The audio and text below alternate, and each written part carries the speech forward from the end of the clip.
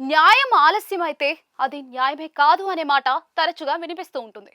కానీ కొన్ని సందర్భాల్లో అదే ఆలస్యం ఒక మనిషి జీవితంపై పడే భారాన్ని ఎంత లోతుగా చూపిస్తుందో కూడా చెప్పకనే చెప్తుంది.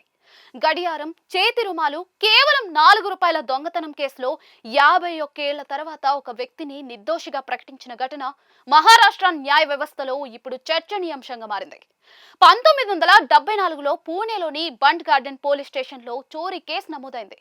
గులాబ్ సాహు జాదవ్, ముకుంద కెర్బా వాగ్మారే, రాజారాం తూకారాం కాలే అనే ముగ్గురిపై పోలీసులు కేసు పెట్టారు. ఆరోపణల ప్రకారం ఒక గడియారం, చేతి రుమాలు అలాగే ₹4 నగదు దొంగతనం జరిగిందని పేర్కొన్నారు. ఆ కాలంలో చిన్న కేసులైనా కూడా కఠినంగా విచారించేవారు. అందులో భాగంగానే విచారణ కొనసాగింది.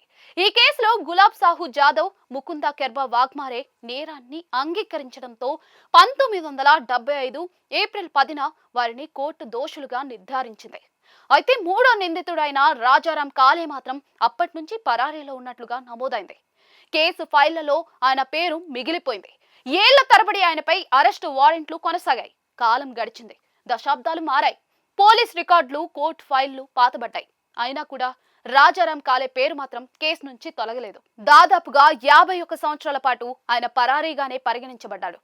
కానీ ఈ కాలంలో అతనిపై ఉన్న ఆరోపణలను నిరూపించే స్పష్టమైన ఆధారాలు మాత్రం లభించలేదు.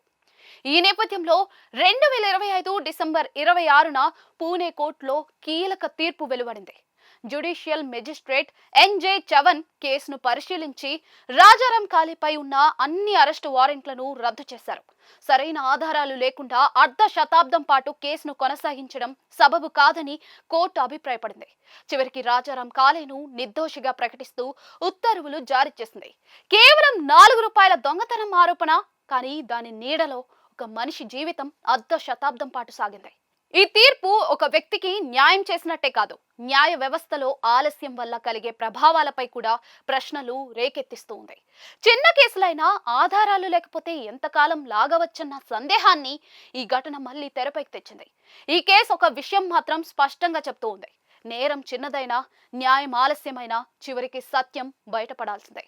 అయితే ఆ సత్యం బయటపడేలోపు గడిచిపోయిన కాలానికి బాధ్యత ఎవరిది అన్న ప్రశ్న మాత్రం ఇంకా సమాధానం లేని ప్రశ్నగానే మిగిలింది. ఈ తీర్పు వెలువడిన తర్వాత న్యాయ వ్యవస్థ పనితీరుపై విస్తృత చర్చ అయితే మొదలైంది. చిన్న కేసులైనా సరే వాటిని సమయానికి తేల్చకపోతే అవి ఒక వ్యక్తి జీవితంపై ఎంతటి ప్రభావం చూపుతాయో ఈ ఘటన స్పష్టంగా చూపిస్తూ ఉంది.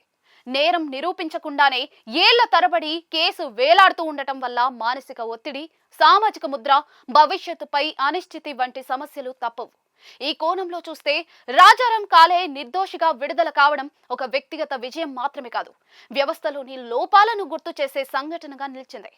అదే సమయంలో ఈ కేసు పోలీస్ దర్యాప్తు, ఆధారాల సేకరణ, కోర్టు ప్రక్రియల వేగంపై కూడా ప్రశ్నలు లేవనెత్తుతూ ఉంది.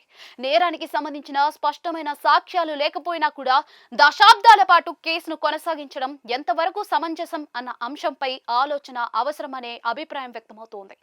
న్యాయం ఆలస్యమైనా కూడా చివరికి రాజారాం కాలేకు అనుకూలంగా తీర్పు రావడం ఊరట కలిగించినా కూడా ఇలాంటి కేసులు మళ్లీ పునరావృతం కాకుండా వ్యవస్థలో మార్పులు అవసరమన్న సందేశాన్ని ఈ తీర్పు బలంగా ఇచ్చింది.